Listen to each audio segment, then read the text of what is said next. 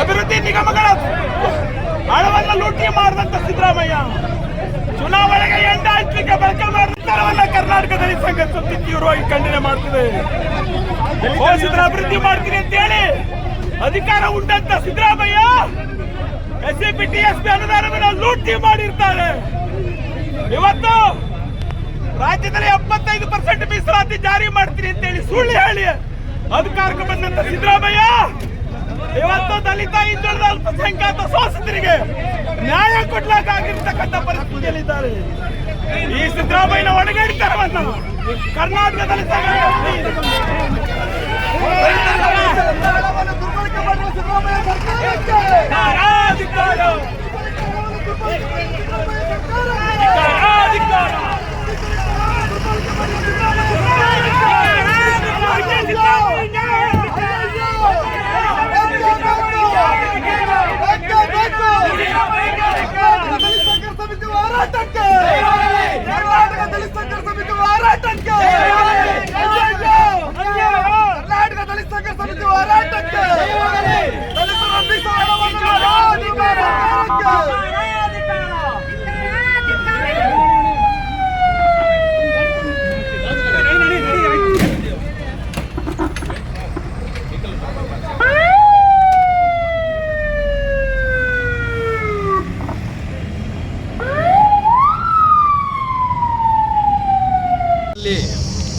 ಅಹಿಂದ ಹೆಸರು ಹೇಳಿ ಅಧಿಕಾರಕ್ಕೆ ಬಂದಂಥ ಸನ್ಮಾನ್ಯ ಸಿದ್ದರಾಮಯ್ಯನವರು ಮುಖ್ಯಮಂತ್ರಿಯಾಗಿ 10 ವರ್ಷ ಕಳೀತಾ ಇದ್ದಾರೆ.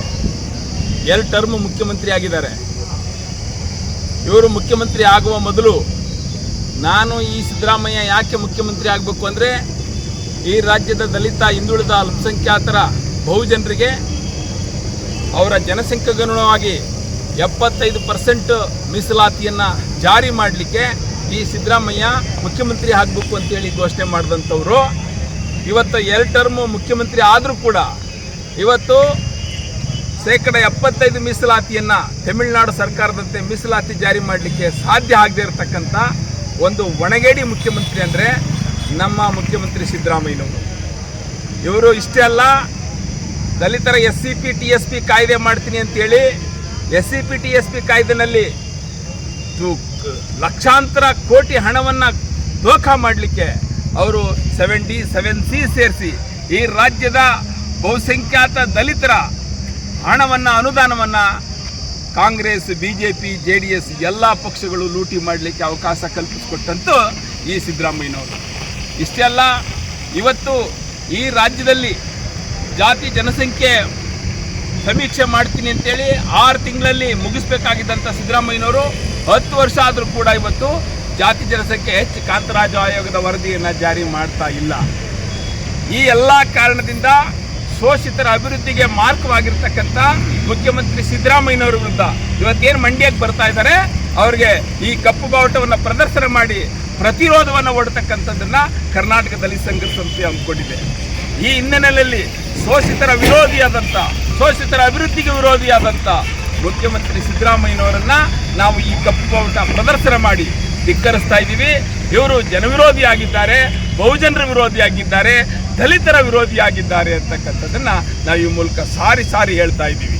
ಇವತ್ತು ಜನವಿರೋಧಿ ಮುಖ್ಯಮಂತ್ರಿ ಸಿದ್ದರಾಮಯ್ಯನವರಿಗೆ ಕಪ್ಪು ಬಾವುಟ ಪ್ರದರ್ಶನ ಮಾಡ್ತಾ ಇದ್ದೀವಿ.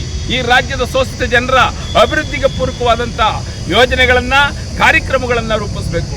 ಇವತ್ತು ಮಹಿಳೆಯರಿಗೆ 2,000 ರೂಪಾಯಿ ತಲಾ ಪ್ರತಿ ತಿಂಗಳು ಕೊಡ್ತಿದ್ದೀನಿ ಅಂತೇಳಿ ಒಂದು ಗ್ಯಾರಂಟಿ ಯೋಜನೆ ಕೊಟ್ಟಿದ್ದೀನಿ ಅಂತ ಬೊಗಳೆ ಬಿಡ್ತಕ್ಕಂಥ ಸಿದ್ದರಾಮಯ್ಯನವರು ಇವತ್ತು ಈ ರಾಜ್ಯದ ಮಹಿಳಾ ಸ್ವಸಹಾಯ ಸಂಘಗಳಿಗೆ ಒಂದು ಸ್ವಂತ ಕಾಲ ಮೇಲೆ ನಿಂತ್ಕೊಳ್ತಿಕ್ಕೆ ಅವರಿಗೆ 2 ಕೋಟಿ, ಕನಿಷ್ಠ ಒಂದು ಸ್ವಸಹಾಯ ಸಂಘಕ್ಕೆ 2 ಕೋಟಿ ಸಾಲ ಸೌಲಭ್ಯ ನೀಡಿ ಅವ್ರಿಗೊಂದು ಕಂಪನಿ ಸ್ಥಾಪನೆ ಮಾಡಿಕೊಟ್ಟು ಅವರು ಅಭಿವೃದ್ಧಿ ಪೂರ್ವಕವಾದಂಥ ಯೋಜನೆಯನ್ನು ರೂಪಿಸಬೇಕಾದಂಥ ಸಿದ್ದರಾಮಯ್ಯನವರು ಇವತ್ತು ಅರೆಬೇರೆ ಯೋಜನೆಗಳನ್ನು ಪ್ರಕಟ ಮಾಡಿ ಭಾಗ್ಯ ಕೊಡ್ತೀನಿ ಅಂತೇಳಿ ಭೂಮಿ ಹಂಚಲಿಕ್ಕೆ ಸಾಧ್ಯ ಆಗಿರ್ತಕ್ಕಂಥ, ಸೂರು ಕೊಡಲಿಕ್ಕೆ ಸಾಧ್ಯ ಇಲ್ಲದಿರ್ತಕ್ಕಂಥ, ಪಕ್ಕ ಮನೆ ಕೊಡಲಿಕ್ಕೆ ಸಾಧ್ಯ ಇಲ್ಲದಿರ್ತಕ್ಕಂಥ ಮುಖ್ಯಮಂತ್ರಿ ಸಿದ್ದರಾಮಯ್ಯನವರು ಅಹಿಂದ ಪರ ಅಂತ ಬೊಗಳೆ ಬಿಡೋದನ್ನು ಕರ್ನಾಟಕ ದಲಿತ ಸಂಘರ್ಷ ಸಮಿತಿ ತೀವ್ರವಾಗಿ ಖಂಡನೆ ಮಾಡ್ತದೆ.